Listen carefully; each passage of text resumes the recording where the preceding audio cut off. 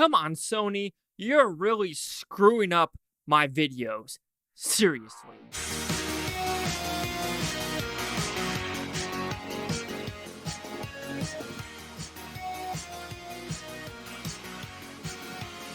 Chase Lehocky here with the Blue Futon, going over the box office predictions from the 7th to the 9th of July and how I did last weekend.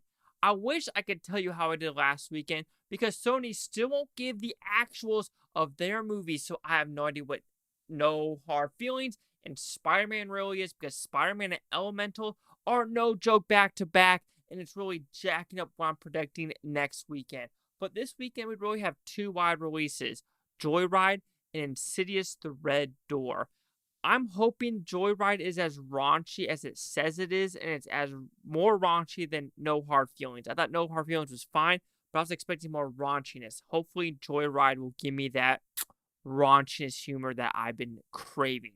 And then next we have Insidious The Red Door, and this is one that's directed by Patrick Wilson, his first time directing, and I think he will do a good job because he's been part of this franchise for except the fourth movie. So he was in, or was it the third?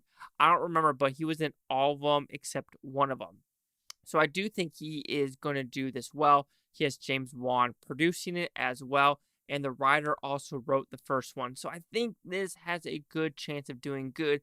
And when was the last time there was a solid PG-13 in movie theaters? Exactly. It's been very, very late. Is that the right word? I don't know. But anyway, let's talk about how I did last weekend and while I pulled this mother sucker up. All right. Number 5 was actually Transformers with 7.3. Transformers is holding pretty good. It's holding better than Flash. I think it's going to hold better than Indiana Jones. But of course, Indiana Jones kind of is the old person crowd, so maybe they weren't so hyped to see it the first weekend and it might have better legs. Who knows? But anyway, that was number 5. I thought Ruby Gillman, Teenage Kraken would do the top 5. No, it only did 5.5. I was thinking 8.5. That was the low spectrum. I was 3 million off. That is bad. I am going to put money down. Sound of Freedom will have a better box office run than Teenage Kraken. Number 4 was actually No Hard Feelings. I was thinking 9 million, but it was actually 7.8. I think it's 7.8 because Sony is still jacking up. It's the night of the 4th of July. I'm going to be sleeping really, not a lot of sleep tonight because I got to actually, go in the office tomorrow. So 7.8. Number 3, I thought it was going to be Elemental, but apparently it was Spider-Man, and I was thinking 12.5 for Spider-Man. It was actually 12 million. Here's the thing. That is estimation because Elemental is technically number 2 right now with 12.1, and I was thinking it was doing 11.4. So right now, Elemental is having a little better hold by like 2 or 3% than Spider-Man right now. So right now, I have to say Elemental is number 2 and Spider-Man is number 3 while making this video. It could change tomorrow. No freaking clue. Number 1 was Indiana Jones. I was thinking 67.6. It did worse. It did 60.3. Transformers Rise of the Beast opened better than Indiana Jones and Flash. Raise your hand if you were thinking that was going to happen this year. Exactly. All right, this is what I think is going to happen this weekend. Number 5. I'm going to have to go with Spider-Man Across the Universe with 7.5 million. If I'm going with still a 37% drop, that is what I'm getting, 7.5. Number 4, I'm going with Elemental, 8 million.